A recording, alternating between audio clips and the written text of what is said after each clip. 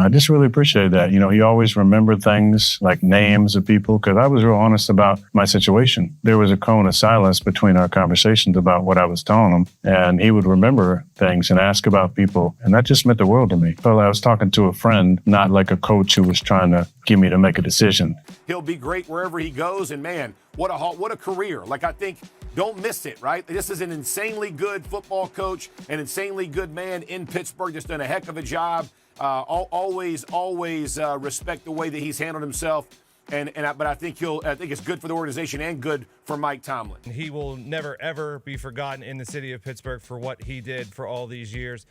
To go 19 seasons and to be in the playoff race every single season, and for a lot of those seasons to have Super Bowl aspirations, he started when I was a freshman in college, so I've basically spent most of my adult life with Coach Tomlin as the head coach of the Pittsburgh Steelers. So first and foremost, it's pretty emotional, honestly. It's been a great year, so I'm thankful for these guys and excited to be going to the playoffs for the first time in a long while. The NFL just got rocked, absolutely rocked. Mike Tomlin, 19 seasons, one franchise, 0 losing records. And just like that, it's over. And on the field, first charge, timeout, Pittsburgh, 30 seconds. It's funny because I was looking at Todd Downing, the offensive coordinator, and he wasn't. The Pittsburgh Steelers and Mike Tomlin are parting ways, and the shockwaves are already tearing through the league like a freight train with no brakes. This isn't just another coaching change. This is the end of an era.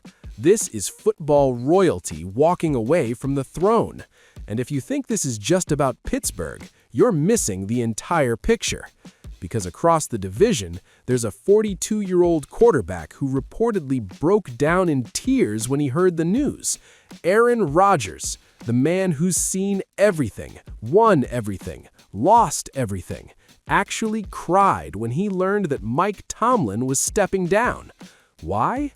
What does Aaron Rodgers have to do with Mike Tomlin leaving Pittsburgh? Everything. Absolutely everything. Let's rewind the clock and understand what just exploded in the NFL landscape. Mike Tomlin took over the Pittsburgh Steelers in 2007. He was 34 years old. 34! Most people at that age are still figuring out their fantasy football lineups, and this man was handed the keys to one of the most prestigious franchises in NFL history. And what did he do? He won, and won, and won. Super Bowl XL3. Never a losing season in 19 years. 19 years without a single losing record. Do you understand how absolutely insane that is?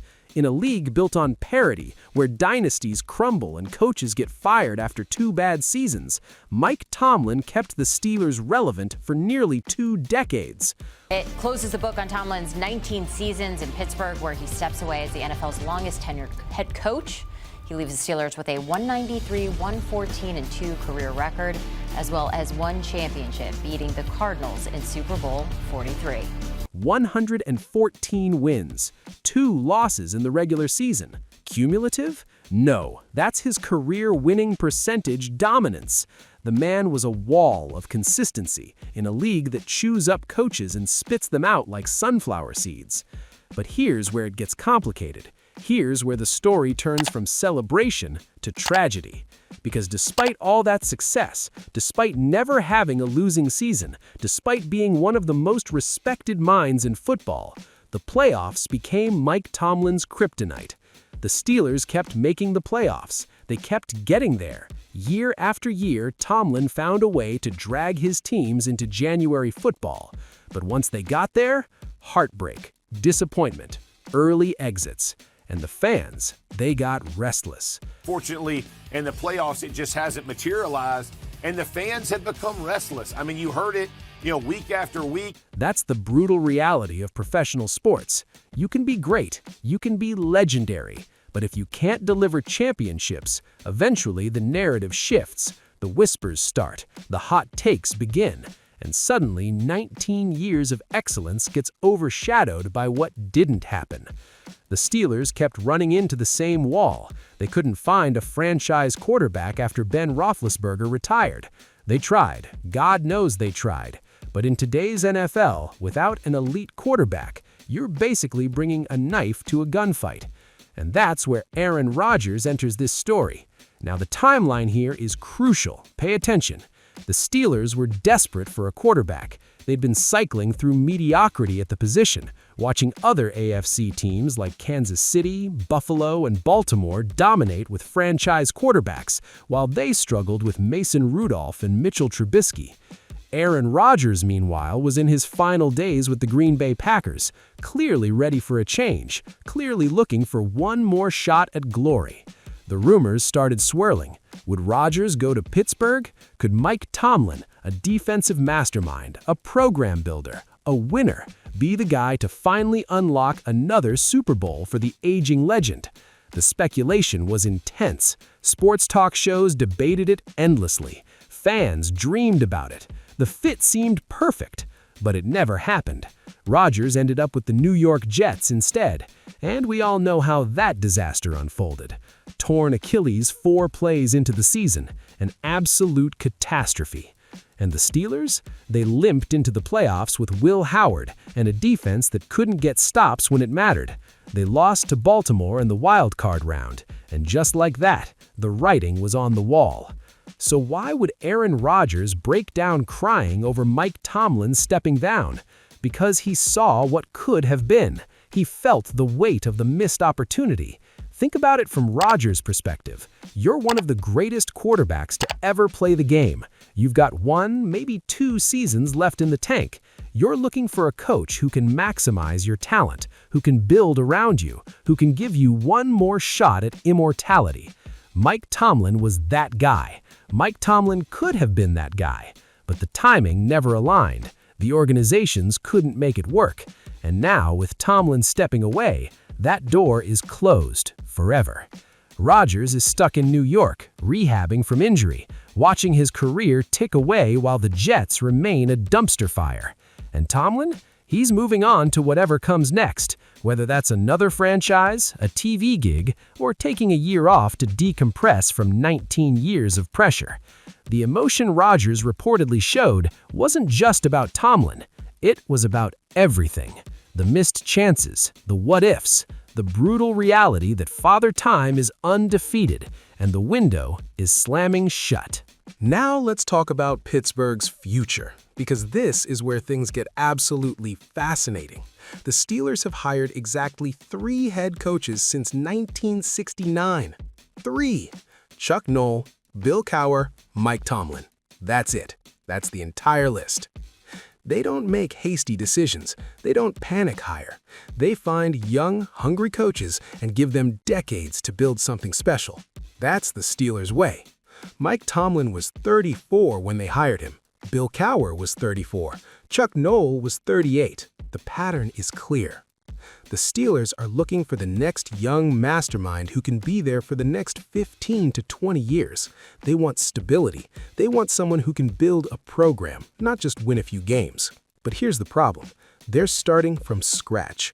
The roster isn't ready. The quarterback situation is a disaster. The defense that Tomlin built his reputation on has aged out and underperformed. They need a complete reset, and that's hard. That's a multi-year rebuild in a league that demands instant results. And to make matters worse, they're not even the most attractive coaching vacancy in their own division. The Baltimore Ravens just let go of John Harbaugh after 18 seasons. Another legendary coach, another franchise icon, another seismic shift. But here's the difference. Baltimore has Lamar Jackson, a 2-time MVP, a generational talented quarterback, a guy who can mask roster deficiencies and carry you deep into January. Pittsburgh has question marks. Matt, I don't think it's close. It's Baltimore because they do have the quarterback in place. In Pittsburgh, you're going to have to answer that question of who is the quarterback. That's the harsh reality. If you're a hot coaching candidate right now, where are you going? To Pittsburgh, where you have to find a quarterback and rebuild from the ground up, or to Baltimore, where you inherit a roster that's been to multiple AFC championship games with an MVP quarterback already locked in? It's not even a debate. Baltimore is the significantly more attractive job, and Pittsburgh knows it. So where does everyone go from here? Mike Tomlin will have options. Tons of options. Every team with a vacancy will call. Some will offer head coaching jobs, others will throw massive money at him to join their broadcast booth. He's earned the right to be selective, to choose his next chapter carefully. But will he even want to coach again right away? 19 years is a long time to carry the weight of an entire organization. The pressure, the expectations, the scrutiny. Maybe he takes a year off. Maybe he follows the Sean Payton blueprint and recharges before jumping back in. The Steelers, meanwhile, have to nail this hire. They have to. Their entire organizational identity depends on it. They can't afford to break their streak of brilliant coaching hires. The pressure is immense. And Aaron Rodgers? He's left wondering what could have been, wondering if a partnership with Mike Tomlin could have delivered one more ring, wondering if he made the wrong choice going to New York instead of pushing harder for Pittsburgh. But here's what this all really means for the NFL as a whole. We're watching the end of an era, not just in Pittsburgh, but across the league. The coaches who defined the 2000s and 2010s are walking away. Bill Belichick is gone. Pete Carroll is gone. Now Tomlin and Harbaugh are leaving their longtime homes. A new generation is taking over. Younger coaches, offensive innovators, analytics-driven minds who think about football differently. The game is changing. The old guard is fading, and franchises like Pittsburgh have to decide if they're going to evolve with it or cling to the past.